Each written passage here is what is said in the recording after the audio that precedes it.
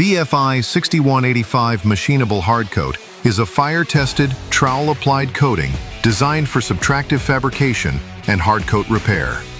It machines easily, sands cleanly, and holds its shape even on vertical surfaces.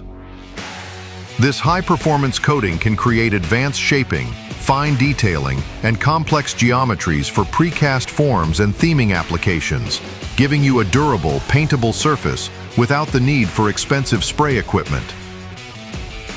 Pre-measure the Part A and Part B at a 1A to 5B ratio by volume.